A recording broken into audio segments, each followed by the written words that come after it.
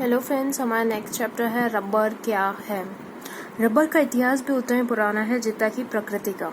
Rubber जो है एक प्रकार के पेड़ों से प्राप्त की जाती है। रबर जिन पेड़ों से प्राप्त की जाती है उनके 30 लाख वर्ष पुराने अवशेष प्राप्त हुए हैं। रबर वास्तव में एक ठोस कार्बनिक पदार्थ है जिसमें लचीलेपन और आसानी से खींचने का गुण होता है। यह अपनी लंबाई से 8 गुनी अधिक लंबाई तक खिंच जाती है। जिस पेड़ से रबर प्राप्त की जाती है उसमें से एक सफ़ेद रंग का तरल पदार्थ निकलता है जिसे लेटेक्स कहते हैं।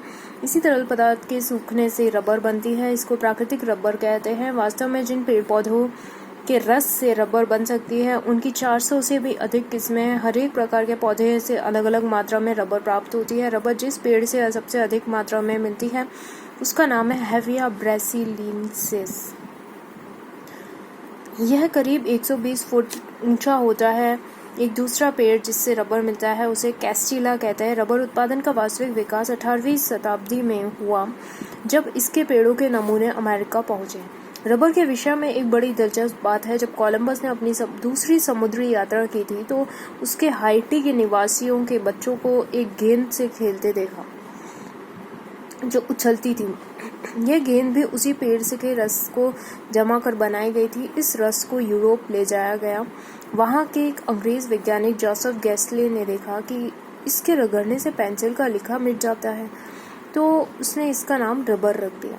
रबर का मूल स्थान ब्राज़ील है। सन 1800 के लगभग एक अंग्रेज ने कुछ पौधे यहाँ से ले जाकर लंदन के कीव गार्डन और लंका में लगवाए। आज संसार में प्राकृतिक रबर का प्रमुख उत्पादक मलाया है।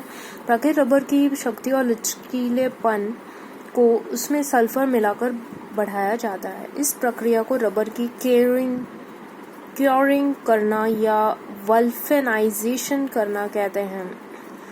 इसके घिसाव को कम करने तथा शक्ति बढ़ाने के लिए इसमें कार्बन ब्लैक, सिल्क और रुई का रेशा मिलाते हैं।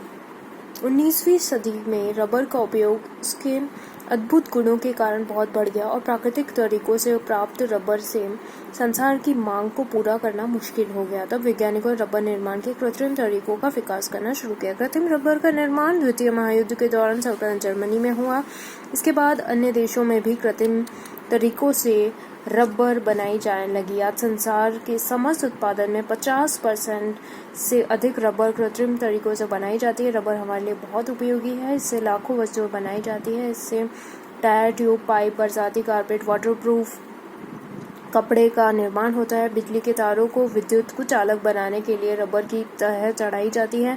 कृत्रिम यानी कि सिंथेटिक रबर का उपयोग उद्योगों में किया जाता है क्योंकि इस पर रसायनों का प्रभाव नहीं पड़ता। सिलिकॉन को रबर में मिलाकर सिलिकॉन रबर बनाई जाती है। सिलिकॉन के कारण इस प्रकार की रबर पर अत्यधिक ताप या शीत का प्रभाव नहीं पड़ता, अतः इनका उपयोग जेट इंजनों की सील्स के लिए किया जाता है। तो पता लगा दोस्तों रबर क्या है और इसकी प्रक्रिया कैसी होती है।